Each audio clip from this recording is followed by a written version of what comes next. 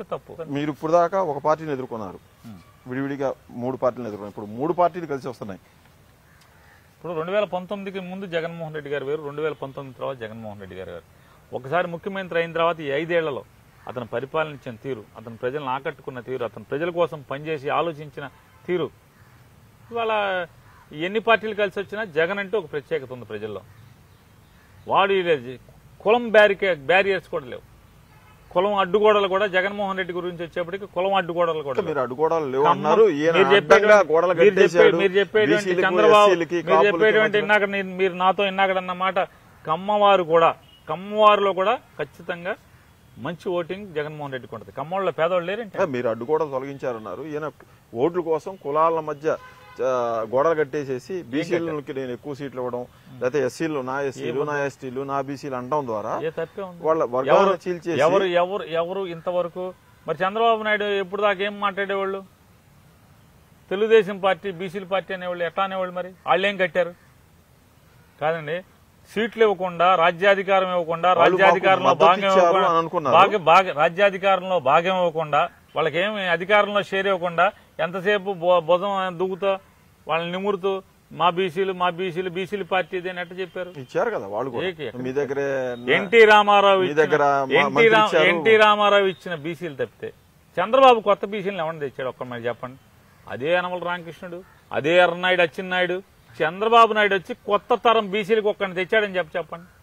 పాతోళ్ళు NT Ramarao 83లో 85లో తెచ్చిన వాళ్ళు తప్పితే కొత్త నాయకత్వం ఏది బీసీలో? అంటే మీరు రాజ్యాధికారం ఇచ్చే పేరుతోనో లేకపోతే వాళ్ళకి అవకాశం కల్పించాల పేరుతో ఇక్కడ బీసీని పెట్టాలి, ఇక్కడ ఉన్న వాళ్ళని తీసేసి లేదా ఇంకో చోట బీసీని పెట్టడం వల్ల ఓట్లు వస్తాయనే ఆలోచన ఏమైనా చేస్తున్నారా? నిజంగానే రాజ్యాధికారం అనే కాన్సెప్ట్ ఎక్కడో నెల్లూరు సిటీలో పోటీ చేసిన అనిల్ తీసుకొచ్చి నసరావుపేట మీరు చెప్పారు. నసరావుపేట పార్లమెంట్, ఆ పార్లమెంట్ సభ్యుడు ఏం చెడిపోయాడని ఏం కాదు కదా. ఆయనకేం చెప్పారు?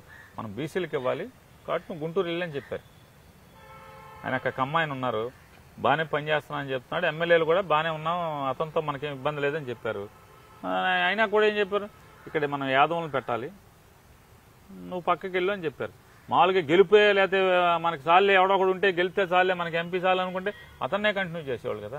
అంటే లావుకృష్ణదేవరాయలు పోటీ చేయడం కంటే కూడా అనిల్ పోటీ చేయడం వల్ల ఎంపీ సీటు చేతికి వస్తుంది, అలాగే ఆ 7 ఎమ్మెల్యే సీట్లు కూడా చేతికి వచ్చే అవకాశం ఉందని ఆ లెక్కలే చేశారు. కానీ ఇక్కడ బీసీలకి ఇవ్వాలి, యాదవులకి ఇవ్వాలి, అనిల్కి ఇవ్వాలి అనేది మీరు పొరపాటు అట్లా అనుకుంటే అసలు లావుకృష్ణదేవరాయలు బాగానే ఉన్నప్పుడు ఎందుకు మారి? ఇది చంద్రబాబు స్ట్రాటజీ అనుకోండి.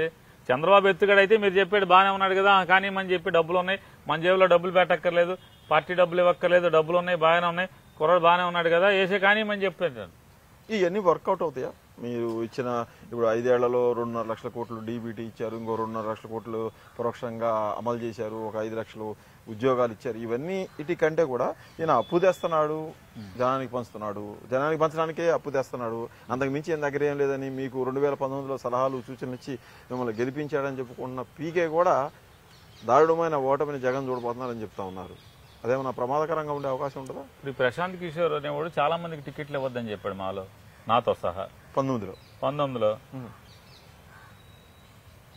జగన్మోహన్ రెడ్డి ఇచ్చాడు కదా, మేమందరం గెలిచాం కదా, టికెట్లు ఇవ్వద్దన్న వాళ్ళందరం గెలిచాం కదా. అదేముండదు, జగన్మోహన్ రెడ్డి గారు వచ్చే కొత్త తరం నాయకుడు. సో నాకు అక్కడ నాయకత్వం బలపడాలంటే అక్కడ ఉన్నటువంటి అతనుకున్న బలహీనతలు ఏంటి, అతను చేస్తున్న లోపాలేంటి, ఎప్పటికప్పుడు పిలిచి సర్దిద్దుకోవడం, అతన్ని బలోపేతం చేయటం, దానికి ఇన్పుట్స్ ప్రశాంత్ కిషోర్ తప్పితే ఇక్కడ ఆడిపొడిచి మొత్తం వ్యూహం ఆలోచన అంతా జగన్మోహన్ రెడ్డి గారు. ఈ ఫీలింగ్ జనం లేదా? అప్పులు తెస్తున్నాడు, పంచుతున్నాడు, బటన్ నొక్కడానికి యంత్రం బయటకు వస్తున్నాడు. మీ ఇష్టం అంటున్నా, మీ ఇష్టం వచ్చింది చెప్పండి.